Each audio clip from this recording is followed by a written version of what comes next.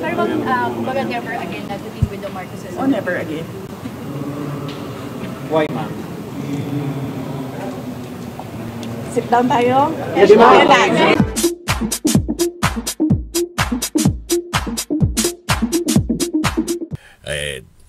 May nagtanong pa ata kung nag-uusap pa ba sila. Sabi mo niya, hindi naman daw niya, no? Hindi naman daw niya kaibigan si Pangulong Marcos. Anong response ni BBM nung pag-resign mo, tapos kumusta yung relasyon ninyo ngayon ni President? I think nasagot ko na yan. I would think, sa tingin ko, ay magkaibigan pa rin kami. Several months later. Ma'am, si President Marcos, nakausap na ba ulit kayo amid sa mga nangyayari na ito? Wala. Hindi naman kasi kami talaga nagkausap niyan. Hindi kami magkaibigan. Unang-una, nagkakilala lang kami dahil naging running mate kami. Naku, talaga nga naman, ang layo pa ng 2028. Pero mainit na mga kasama ang politika sa ating bansa. Na bueno, eto na ang ating nag-iisang abogada ng bayan at tanungin nga natin siya kung siya ba'y may plano. Kasi sabi ng pangalawang Pangulo, wala na siyang plano. Hindi siya tatakbo. Ay, huwag kayong mag-aalala. Kung yan ang inyong ginagawa sa akin, gusto nyong sirain yung pangalan ko para sa 2028, abay hindi na ako tatakbo. Ikaw, partner, tatakbo ka ba? Mamaya tatakbo. Tatakbo ka. Mabilisan. Narinig din nyo. Tatakbo. Tatakbo ako. Mamaya. Yan ang gusto ko. Sa bus station. Ako, delikado. Sa baso sa bus station. Kala ko doon, partner, sa ano to? Sa kung saan dumadaan ang bus carousel. Hindi lang 5,000 penalty doon sa'yo. Hindi, partner. Hindi ko yata kayang... Hindi ko kayang mag-ala Reyna. Reyna? Hindi ko kayang maging entitled brat. Talaga. Tayo ordinaryong tao lang. Partner. So, yun nga ang sinasabi ng pangalawang Pangulo. The Vice President has claimed that the new House hearing on alleged problems with her office budget utilization is a dry run of impeachment proceedings against her. Ang sabi ng pangalawang Pangulo sa ambush interview sa kanya, very obvious. Talaga. Yeah. Yeah. Very obvious. Very obvious. Sabi niya yan. Very obvious. Very obvious. Yung kanilang ginagawa. Nagpa-practice na daw kung anong gagawin nila para sa impeachment. Bakit? Dahil daw nagte-testing sila ngayon kung ano yung gagawin nila. Kasi nagsabi na siya kanina, di ba? Yung determination of malfeasance, nonfeasance, at misfeasance. So, ibig sabihin, may ginagawang mali. Ba't daw yun yung mga sentro ng mga tanong? Gustong hanapan ng butas para sa kanyang impeachment. Yun ang nakikita niya rito, partner. Preparasyon. Naghahanap nga ng butas para siya ay matanggal sa pwesto. Yung hearing ay hindi para, partner, talakayin yung budget niya. Kung hindi hanapan siya ng butas para ma-impeach. Yun ang nakikita, partner. Kaya hindi siya magsasalita para hindi siya hanapan ng butas. Ganun. Matulahi wa barakatu. Madayaw, mayong adlaw, kaninyong tanan. Magandang araw sa inyo lahat. The officials of the Office of the Vice President as well as each and every one of our satellite office leads were in receipt of a letter from the chairman of the Committee on Good Government and Public Accountability dated dated September 13, 2024, requesting our presence or that of our duly authorized representatives in today's initial deliberation with preliminary determination on privilege speech number 379. In view of the said letter, I am appearing before you today not only as the head of office, but more importantly as the duly authorized representative of all officials of the OVP. Simply because we have not done anything wrong. There is no misuse of funds. If there are audit findings, we shall gladly respond to them before the Commission on Audit. And if there are legitimate cases to be filed, then we shall gladly respond to them before the appropriate courts.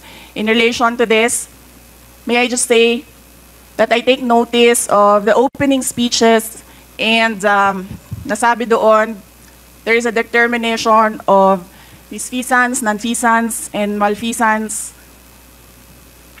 And those are cases that should properly be taken in the courts of law.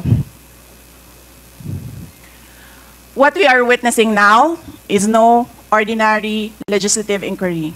This exercise is a well-funded and coordinated political attack. This much is evident from the very words of the privileged speech that prompted this inquiry. A speech that simply meant to say, do not vote for Sara on 2028. It is clear to me that this inquiry is not about misused funds, accountability, or governance. Instead, it is solely aimed at discrediting my name and my office to prevent future political contests. I have publicly stated my reasons as to why I've chosen not to defend the OVP's budget proposal for 2025. I have narrated the issues I encountered in previous years, which can easily be confirmed by looking at the NEP, the GAB, and the GAA for fiscal years 2023 and 2024. Further, I have even shared the drama that transpired last year regarding the confidential funds. Hence, just as we have done last year, we again leave the 2025 OVP budget to the pleasure of Congressman Martin Romualdez. I am not asking for any special treatment, nor am I asking you to uphold any tradition. There is no disrespect. All I am saying is that you have the complete freedom to do whatever you wish with the OVP budget. If you feel that all the documentary submissions are not enough, then by all means, huwag kayo magbigay ng budget. Sa totoo lang, hindi naman ang budget ang punteriya ninyo dahil napakadali naman magtanggal ng budget. What you are trying to do is make a case for impeachment. Hindi naman ako kakandidato sa nalalapit na eleksyon. Hindi ako namumulitika. Ang ginagawa ko lamang ay ang pagtupad sa aking oath of office at campaign platforms na trabaho, edukasyon, at mapayapang pamumuhay. Sinabi ko na noon at ilang beses ko nang inulit na hindi ako ang problema ng bayan na ito. Ang totoong problema ng bayan ay kagutuman, kahirapan, illegal na droga, kriminalidad, terorismo, hindi na sapat na healthcare, kalidad ng edukasyon, kawalan ng plano ng infrastruktura para sa disasters, at marami pang iba. So, you may try to destroy me, you can skin me alive, and throw my ashes to the wind. But let it be known, you will find me unbowed. I will continue to serve the Filipino people no matter the personal cost or political intrigue. Having said that, I will not allow myself to be subjected to an inquiry based on an empty privilege speech, just so you can attack me and do indirectly what you failed to do directly during the budget hearings. I therefore request this committee to terminate this inquiry for its clear lack of any proposed legislation or substantive matter for discussion. Shukran. Kaya, siguro. Kaya ayaw din niya take oath. Oh. Actually, partner, yung hindi niya take oath, Oo. yung hindi niya pag-take oath, ano yun eh? Hindi na yung pag-show ng galang eh. Sa, Diba?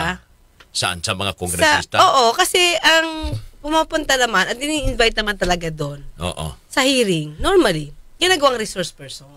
Oo. Alam na natin yan sa tagal-tagal na tayo nanonood ngayon because of Oo. YouTube. Napapanood na natin mga resource Okay. person. Lahat yan, nagtitake Isa din ng yan oath. sa kanina. Mainit na Usapin. usapin. Oo. Oh. Ang pag ano niya, refuse sa pagsasailalim Yeah, di ba? sa oath. Okay? Partner, ito tandaan Oo. natin. Diba? Si dating Pangulong si Pinoy, Mhm. naimbitahan Mhm. tungkol sa Dengbak siya. Aha. Dengbak siya.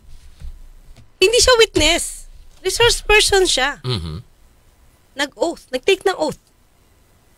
Si dating Pangulong Ferdinand Ramos. Although hindi ko ito nakita, Oo, nabasa ko na oo. si Pinoy kasi naabutan na natin. Mhm. Correct. Si dating Pangulong Fidel Ramos, Oo. naging resource person din. Aha.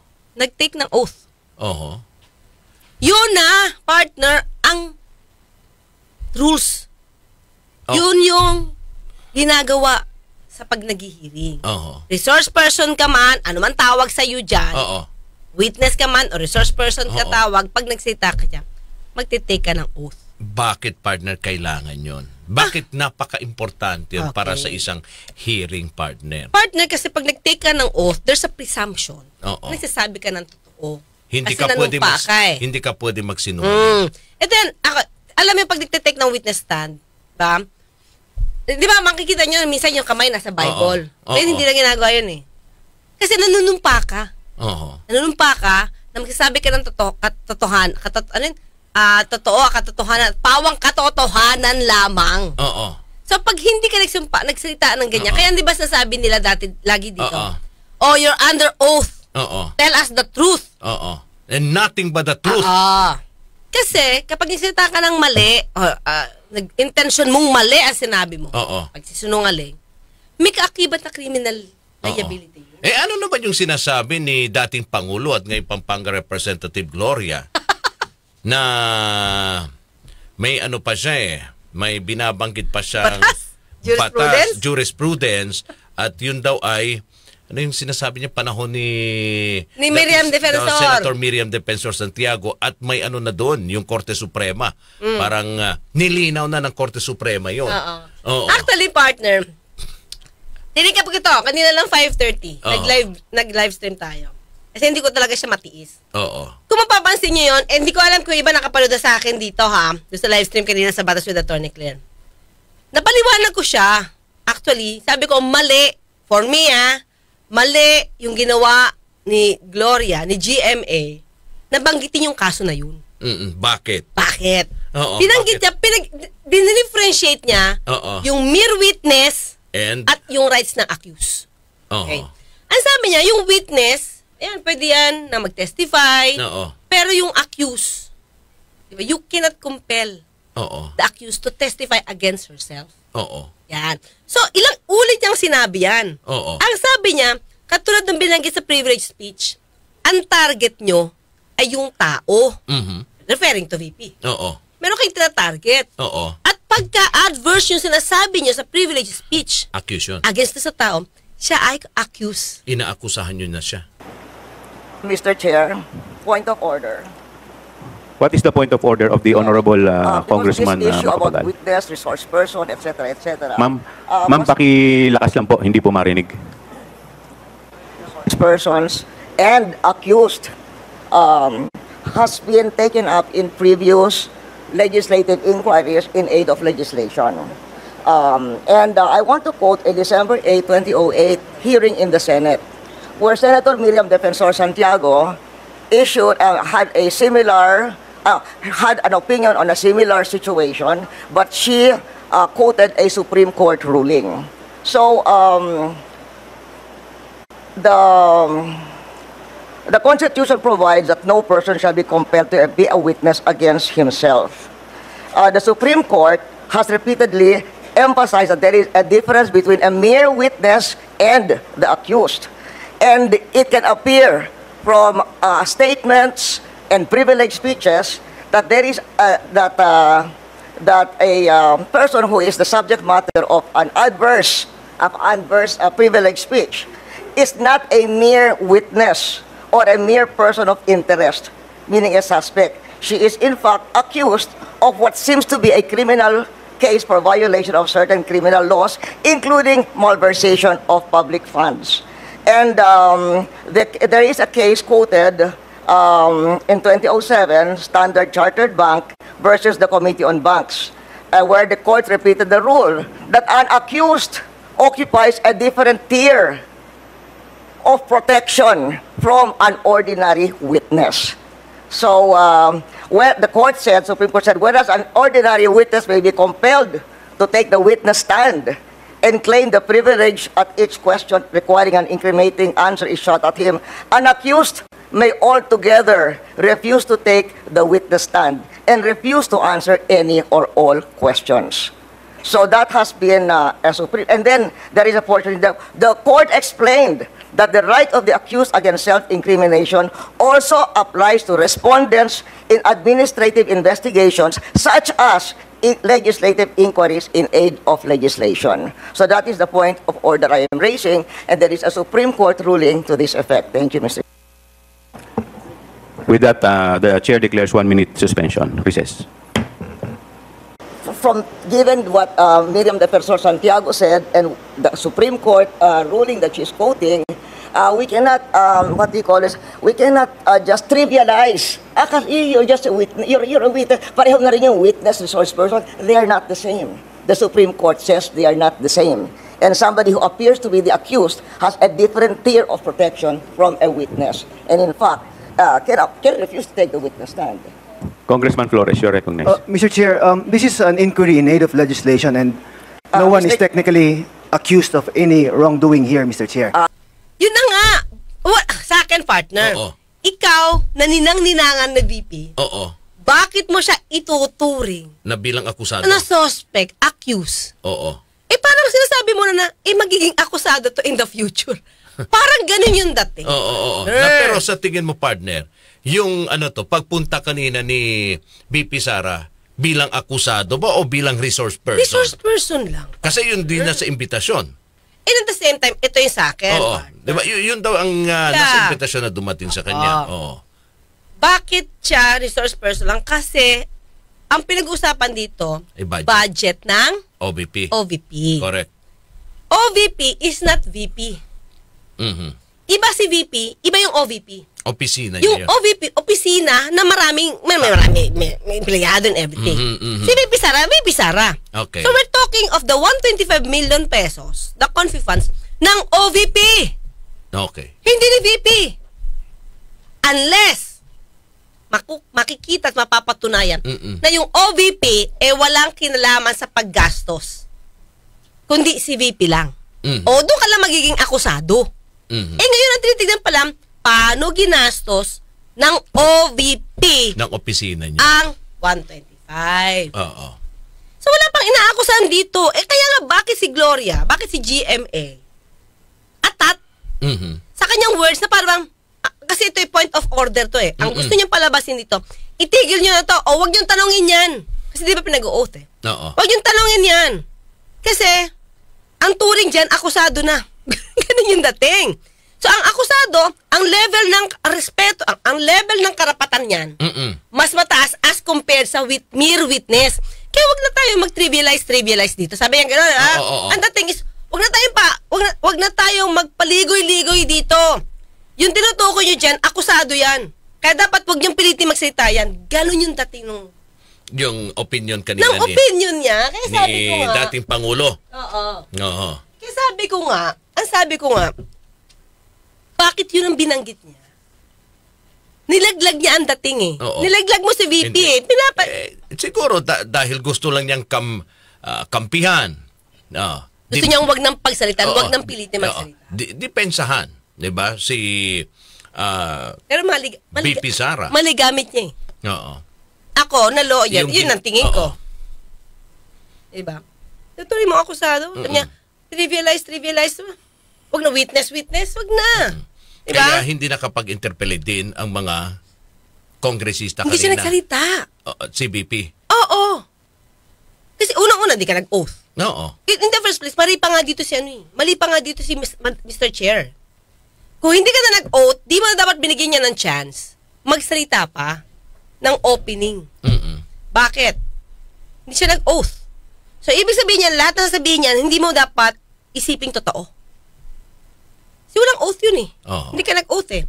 So, nagsalita siya dyan. Oo. So, yung mga sinabi niyan, kapanipaniwala ba? So, hindi. Oo. Siguro, bilang respeto na rin, dahil pangalawang Yun na Pangulo siya. nga. Pangalawang Nirespeto siya, pero mukhang di naman niya binabalik yung respeto. sa mga mambabatas. Oo. Kaya nga, yung tingin niya, iba, no? Yung pakay sa ginagawang hearing. Hindi naman investigation to linawin natin. Hearing para sa budget ng OVP. Opisina. Hindi yan hearing para sa budget. Oo. Hearing yun para alamin yung gastos ng Confi funds. Confi funds. So talagang in aid of legislation yun, partner. Oo. Hindi na siya budget hearing. Ito ngayon. Okay, ito sana ang wish ko. Total, nag-ingay naman siya ng tatlong interview niya. Yung tatlong putol-putol. Binanggit niya doon yung dalawa. Si Speaker saka si Representative Saldico. Sana nag-speech ka na dyan, di ba, na pagbigyan ka na magsalita kahit hindi ka nag-oath. Oo. Binulgar mo na dyan sa House. Si Speaker saka si Representative Saldico. That's the right timing, sabi ko, na magsalita. Di ba? Pero ba't hindi niya sinabi? Hindi niya sinabi. Wala siyang binanggit tungkol sa sinabi niyan, 2 tao lang ang nakakaalam ng budget. Hindi niya binanggit. Oo. Bakit? Itong iniisip ko, mga Oo. mga kayubi. Bakit hindi niya yan binanggit? Hindi niya kasi inopen. Pag inopen yan, baka tanungin siya ng tanungin. It's either tanungin ka, wala ka ebidensya. So, tanungin ka, hindi mo ma-substantiate. Kaya hindi niya inopen. Pero dapat yan inopen niya na kung matapang siya patungkol doon sa pagbibintang niya, 2 lang ang nakakalam ng budget. Sinama niya na dyan. Total, binabanggit mo na pinopoliticize ka. Ito ay strategy, start pa lang para sa impeachment, nagsasanay sila. Dapat ganon. Oo. Diba? Pero, partner, yung binabanggit niya mga non-pisan, malpisan, mispisan, na yun yung pinupuntirya, kumbaga naghahanap ng butas. Una, paliwanag nga, ano ba itong mga non-pisan? Ito, normally ito malpisans, non-pisans to. Usually ginagamit ito sa performance ng mga government officials. Okay, normally ito Pag sinabi kasi natin non-pisans, hindi ka nagtrabaho. Okay. Trabaho mo pero hindi mo tinarabaho. Yung misfeasance, trabaho mo to, pero mali yung tinarabaho mo. Yung malfeasance, nagtrabaho ka, pero mali. Hindi mali. Prohibited. Bad kasi yung mal is bad. Oo. Mal. Mal. So, yung malfeasance, ginawa mo nga, pero nakakosto ng injury. Bad kasi siya. Parang ganun. So, yung misfeasance is parang may negligence ka lang. Malfeasance is sadya. Kasi bad. So, ano ibig sabihin? Okay, ito lang naman sa akin. Dahil sinabi yan, ito ay patungo na sa pag-prepare para sa impeachment? Yes, yun yung kanyang nakikita dito sa ginagawa, partner, ng ng ating mga mababatas. Yung pagbusisi, 'di ba? Sa kung paano niya nagastos. Ito nga. Yung kanyang Confi fund. Kasi kanina kung tama ba yun? Sino yung isa? Yung babae. Tinatanong yung COA, paliwanag. Kung ano yung kaibahan ng Confi fund pati dun sa regular fund. Oo. Sige ito, partner. Oo. Kung si VP Sara, ako hindi ko pa siya aakusahan, ha? Unlike GMA, ginagawa na siya accused. Ako ayoko siyang gawing accused. Okay, ang sa akin lang, wala ka namang ginawang mali, sabi mo eh. Wala kang nilustay, sabi mo. Walang misuse of funds. Yeah, yes, oo. Okay, sabi mo. So, paniwalaan kita. Pero hindi pwedeng sa bibig lang. Masasabing wala kang nilustay. Oo. Kasi nandiyan yung records na inubos mo na 11 days. Okay? Ngayon, kailangan ka bang i-impeach? Hindi ka pwedeng i-impeach kung maayos yung trabaho mo. Ha? Kahit anong gawin nilang butas dyan, kung dyan mismo sa Kongreso, pinapahiya mo sila. Dahil lahat ng bintang nila sa'yo, nasusupalpal mo. At saka, impeachable offense ba yung partner? Pwede betrayal of trust, partner. Okay. Pondo yan eh. Pwede. Kung napatunayan na nilustay niya yung pondo ng gobyerno. Hindi ba niya naisip na ito ay magandang behikulo? Habang tinatanong ako dito, kunya ako yung VP, no? Tinatanong ako dito, behikulo ito para ma-explain kong mabuti. Na puro kayo bintang. Talagang politicizing kayo. O ito, salpak ko, pak, ayan na report ko. Diba? Kompleto yan.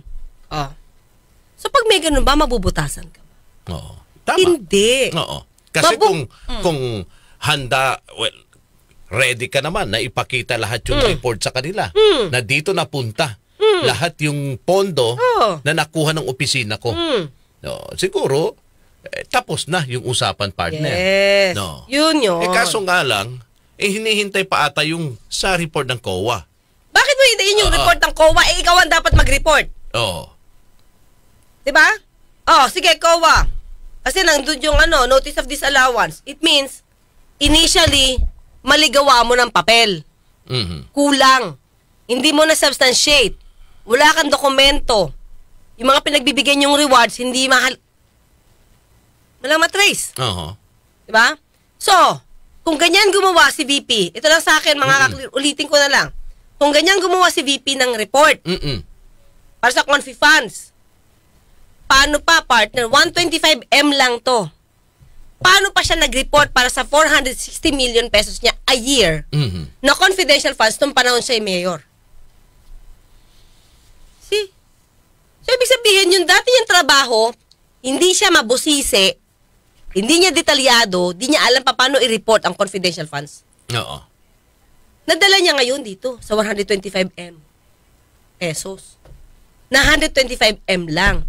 Na ang hirap-hirap i-justify. Paano pa yung doble? A year, 460. Hindi lang nga eh. Halos magti-triple na eh. Paano mo pa yung i-report? Hindi lang yung nakikita before, parte kasi walang bumubusisi. So kasi itong analysis natin mga kayubi. Pag tama ang gawa mo ng report, nung nag-uumpisa ka pa lang, metikuloso ka. Diba? Lahat yan detalyado. Hindi ka mahirapang mag-report sa 125M. Kasi maliit lang yun. So kung dito pala may problema ka na sa 125M, balikan mo yung naging trabaho niya dati. Ganyan din ginawa niya. Okay. Balikan ko ulit yung partner. Yung nakikita ni VP na hinahanapan siya ng butas. Naghahanap ng paraan para ma-impeach. Bakit sa tingin mo, partner? Yun ang iniisip niya. Okay. Itong tingin ko, partner. Kung sakasakali, ready naman siya. May mga, pero sa totoo lang, mukhang hindi siya ready. May pinakita ba yung even yung kanyang opisina? Wala, no? Na ebidensya na dito napunta yung confi fund. Kasi yung confi fund pala, partner, hindi naman pala yan obligado na partner para hindi siya to the details. I-liquidate mo lang siya. I-liquidate mo lang siya. Pero at least sabi ng COA, procurement hindi siya kasama doon. Hindi. Pwede mo siyang igastos kasi confi nga eh. Nga yan yung nauna na gastos ni VP Sara. Ubus agad yan. At yung kasi wala ng procurement, wala ng bidding yan. Diba? So, bakit yun ang tingin niya? Kasi tingin ko, ginagawa niya yung excuse para di siya magsalita. Kaya hindi din siya Parang ganito partner. Parang ganito. Nag-take oath kanina. At hindi na siya magsasalita ever. Oo. Siya magsasalita. Kasi mas mabubutasan siya pagka inukilkil siya, especially ng House. Mabusisi ang House as compared sa Senate. Diba? So in other words, parang hindi ako magsalita, mag-shield agad ako. Diba? Ito yung shield ko. Depensa. Ididepensa ko sarili ko, sasabihin ko, pinupolitika nyo lang ako. Pero the issue itself, partner, hindi niya nasasagot. Ang issue dito, paano mo nagastos? Okay? Kung sapat naman at wala ka nilustay, sabi niyo walang misuse, then say it. Pero bakit ayaw mo magsalita, pati tao mo, ayaw mong papuntahin? Well, because yun ang kanilang paniniwala. Pinopoliticize sila. Sino sila? Siya. Oh, okay na. Okay na. Doon tayo Pupunta ako sa sinasabi ng pinopolitika siya. Di huwag ka nang umaten. Total sa'yo galit Sabi mo. Lahat ng congressman dito, maano sila, mapofrustrate kasi wala ka. Wala ka na. Pero paatinin mo yung ibang tao na nakakalam tungkol sa pondo. Ay, ba't di mo pinapaatin? It's either, may alam ba sila? O wala silang alam? May alam sila sa paggastos? O wala silang alam sa paggastos pero naubos? Yun.